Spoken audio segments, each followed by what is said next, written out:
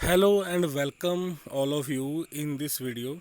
Today we will discussing about the topic first of history class 10th, the rise of nationalism in Europe. So let's start the video. इस video के अंदर हम पूरे topic को discuss करने वाले हैं। जैसे कि आप सबको पता है कि हमने इससे पहले भी काफ़ी टॉपिक जो हैं काफ़ी वीडियो अलग अलग टॉपिक्स पे इस आपको शेयर किए गए हैं, आपके पास आए हैं। तो उनकी समरी को इस लेक्चर में आपको समझाया जाएगा और ये एक रिवीजन लेक्चर रहेगा। सो हम स्टार्ट करते हैं। तो पहला हमारा टॉपिक है नेशनलिज्म। What is nationalism? तो nationalism is devotion to one's nation. तो नेशनलिज्म क्या है कि जब एक इंसान अपने देश को पूजता है, उसकी रिस्पेक्ट करता है, तो वो अपनी मातृभूमि को मानता है, तो वो नेशनलिज्म होता है। और इसको पैट्रियोटिज्म भी कहा जा सकता है, एक देशभक्ति। फ्रेंच रेवोल्यूशन नेक्स्ट टॉपिक था हमारा। तो 1718 में फ्रांस में एक रेवोल्यूशन हुई थी वहाँ के राजा के अत्याचारी शासन के खिलाफ।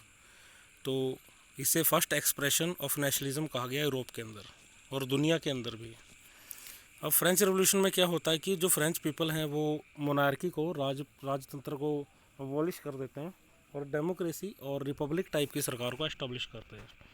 लेकिन वो रिपब्लिकन गवर्नमेंट ज़्यादा दिनों तक चल नहीं पाती, पब्लिक उस सरकार से भी तंग हो जाती है और फिर वहाँ पर राइज ऑफ नेपोलियन होता है। नेपोलियन 1804 में अपने आप को फ्रांस का डिक्टेटर या किंग घोषित कर देता है और डिक्टेटर होने के बावजूद भी पब्लिक उसे पूरा सपोर्ट करती है। वो क्या कारण थे जिसके कारण उसे सपोर्ट मिली?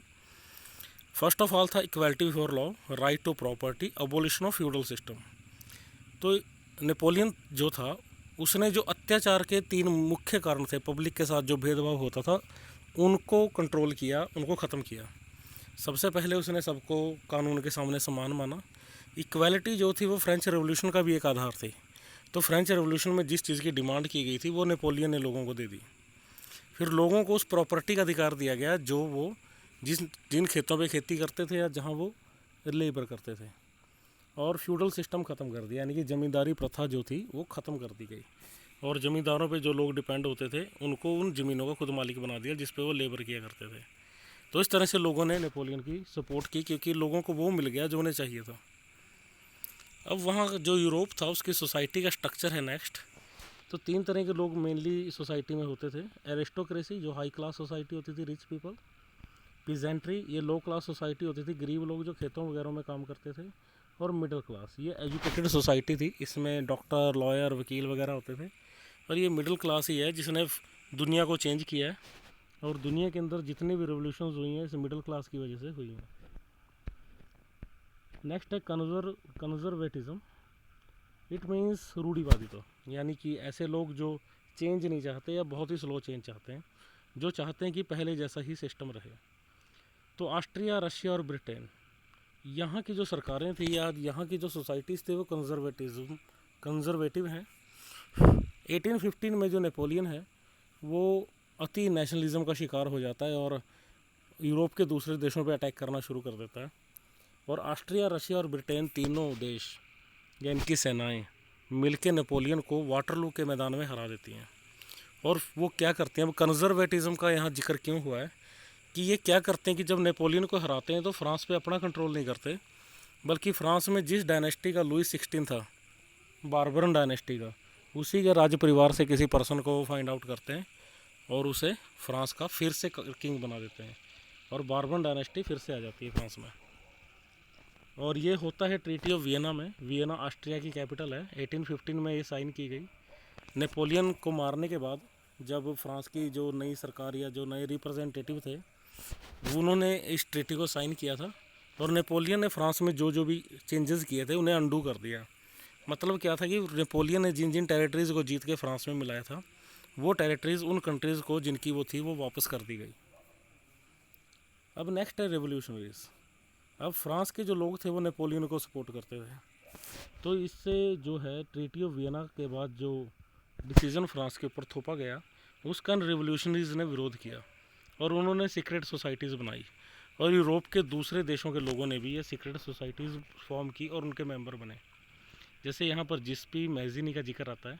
ये एक इटालियन रेवोल्यूशनरी थे जिन्होंने यंग इटली और यंग यूरोप बनाया था। इसको याद रखना आसान है। यंग इटली इसलिए कहा जाता है कि ये इटली के रहने वाले थे, और यंग यूरोप इसलिए ये अलग अलग सोसाइटीज़ थी, खुफिया एक तरह से क्रांतिकारियों के संगठन होते थे। यंग यूरोप इसलिए कि इटली यूरोप में पड़ता है। नेक्स्ट हमारा टॉपिक था ग्रीक वॉर ऑफ इंडिपेंडेंस। तो ग्रीस जो है ये ऑटोमन एम्पायर के अंडर था, और जो बाल्कन रीजन है उसके उसी में ये पड़ता था। तो ग्रीस के लोगों ने सबसे पहले आज़ादी के लिए लड़ाई लड़ी, और 1821 में उन्होंने ग्रीस को फ्री कराया। और इस वॉर में आर्टिस्ट, पोइट और जो वेस्ट यूरोपियंस थे उन्होंने ग्रीस का साथ दिया था, ग्रीस कंट्री का। अब ग्रीस जो है उसको यूनिफिकेशन किया गया और 1821 में उसको फ्री कर दिया गया, और जो है ग्रीस एक इंडिपेंडेंट नेशन बना। 1832 में एक ट्रीटी हुई थी कॉन्स्टेंटिनोपल। ये 1821 में ग्रीस में कोशिशें स्टार्ट हुई थी, और 1832 में ग्रीस फ्री हो गया था, और ट्रीटी ऑफ कॉन्स्टेंटिनोपल में ग्रीस को एक इंडिपेंडेंट नेशन डिक्लेयर कर दिया गया था। नेक्स्ट टॉपिक था रोमांटिसिज्म। रोमांटिसिज्म क्या है? एक cultural movement that rejected nationalism by science and reason. It introduced nationalism through art, music and love. तो एक कल्चरल मूवमेंट था जिसके अंदर क्या था कि नेशनलिज्म को इंस्पायर किया गया, साइंस और रीज़न को ख़त्म कर दिया गया। जैसे कि भारत में हम भारत को भारत माता बोलते हैं, एक देवी का रूप, लेकिन साइंस और रीज़न के आधार पे भारत को एक फीमेल फिगर में फिट करना, भारत जो नेशन है फिट पॉसिबल नहीं है, या एक भारत एक देवी है ये साबित करना पॉसिबल नहीं है। लेकिन फिर भी हम भारत माता की जय ऐसे शब्द बोलते हैं। तो यहाँ पर ये नेशनलिज्म के कारण है कि नेशनलिज्म जो है ये आर्ट, म्यूज़िक या लव पे आधारित है, यानी कि इसमें कुछ भी हो सकता है, एवरीथिंग इज़ पॉसिबल। साइंस और रीज़न हम एक साइड में रख देते हैं।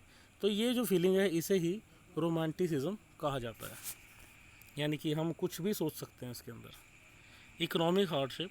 तो एक दौर यूरोप में ऐसा भी आया जब यूरोप में इकोनॉमिक क्राइसिस हो गया, तो लोग गरीबी का शिकार हो गए। यूरोप जो आज के टाइम में बहुत ही प्रॉस्पेरस लैंड है, वहाँ के लोग गरीब थे उस वक्त में। तो उसका कारण क्या था?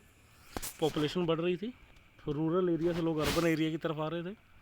अनएम्प्लॉयमेंट इसलिए शहरों में बढ़ रही थी, अनएम्प्लॉयमेंट के कारण गरीबी बढ़ रही थी।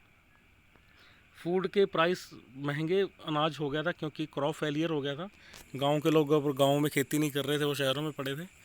और इंडस्ट्रियलाइजेशन के कारण भी गरीबी बढ़ी, क्योंकि वैसे तो इंडस्ट्रियलाइजेशन ने रोज़गार क्रिएट किए, लेकिन उस वक्त इंडस्ट्रियलाइजेशन ने उन कामों में लोगों की निर्भरता कम कर दी। जिन कामों को लोग हाथ से करते थे वो मशीनों से होने लगे थे। तो अब ऐसे लोग बेरोज़गार हो गए। जैसे कि कोई हाथ से कपड़ा बनाता था, मशीन बनाने लगी। जहाँ 100 लोग मिलके कपड़ा बनाते थे, 5 लोग ही मशीन ऑपरेट करके उतना ही कपड़ा बना लेते थे, बल्कि उससे भी ज़्यादा। तो फिर 95 लोग बेरोज़गार हो गए, जिससे गरीबी बढ़ी।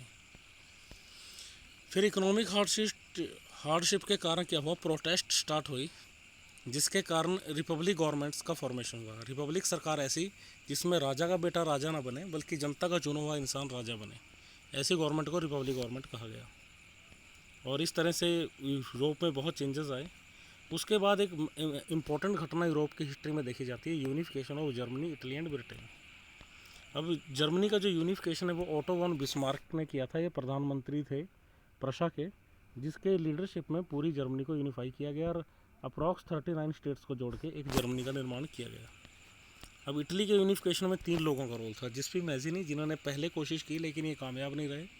फिर जिस्पी गैरीबाल्डी, जिन्होंने साउथर्न इटली के जो एरिया थे, 2 सिसिलीज का एम्पायर जो था, उसे इन्होंने स्पेन से फ्री कराया। और काउंट डी कैवर, जो सार्दिनिया पिडमोंट के राजा केसर ये विक्टर एमेनुअल II, इनके प्राइम मिनिस्टर थे कैवर। और इन्होंने बाकी जो नॉर्दर्न जर्मनी है उसको फ्रांस से और ऑस्ट्रिया से फ्री कराया। और पेपल स्टेट जो सेंटर में था उन्होंने खुद ही सरेंडर कर दिया।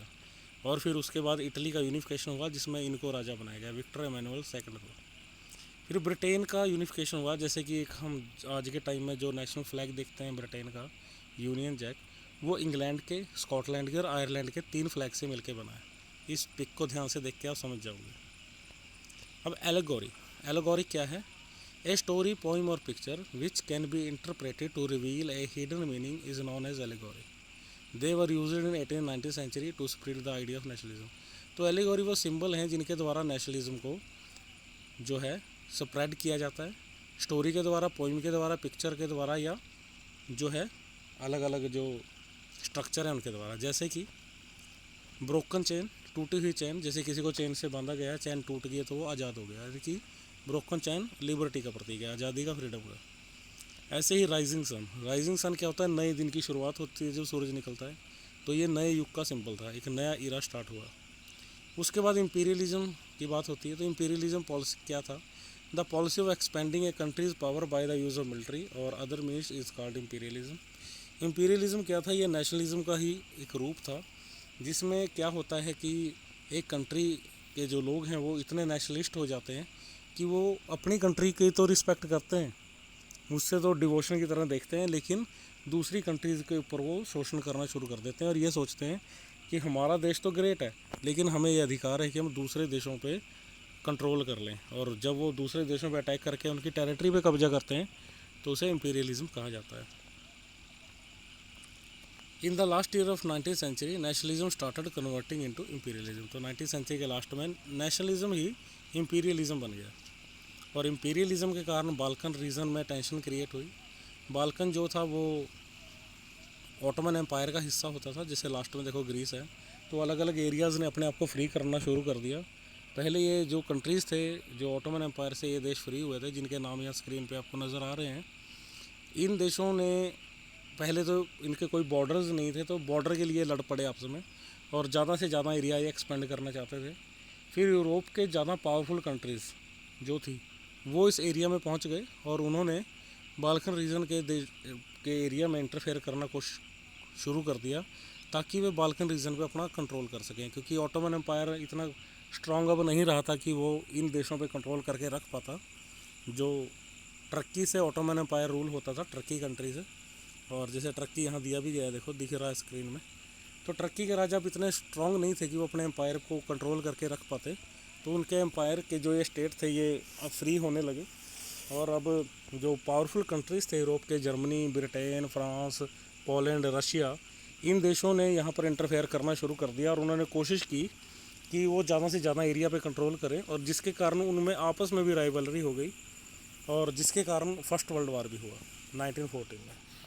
लेकिन इसी वक्त एंटी इंपीरियल मूवमेंट भी चला कि वर्ल्ड के अलग अलग देशों में जो गुलाम बनाया गया था, जैसे भारत को ब्रिटेन ने गुलाम बनाया था, कंट्रोल किया हुआ था, पॉलिटिकल और इकोनॉमिक कंट्रोल था भारत पे ब्रिटेन का।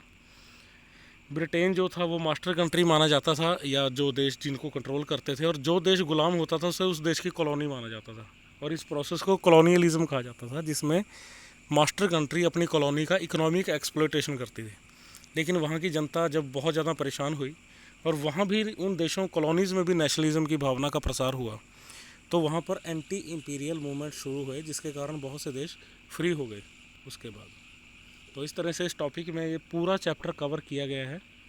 और इसमें एक चीज़ और बताई गई है कि एट द एंड जो है, जो फर्स्ट वर्ल्ड वार शुरू होता है, क्योंकि जो पावरफुल कंट्रीज़ हैं यूरोप की, वो अलग अलग एरियाज़ को अपनी टेरिटरी या अपनी कॉलोनी बनाने के लिए आपस में लड़ पड़ती हैं।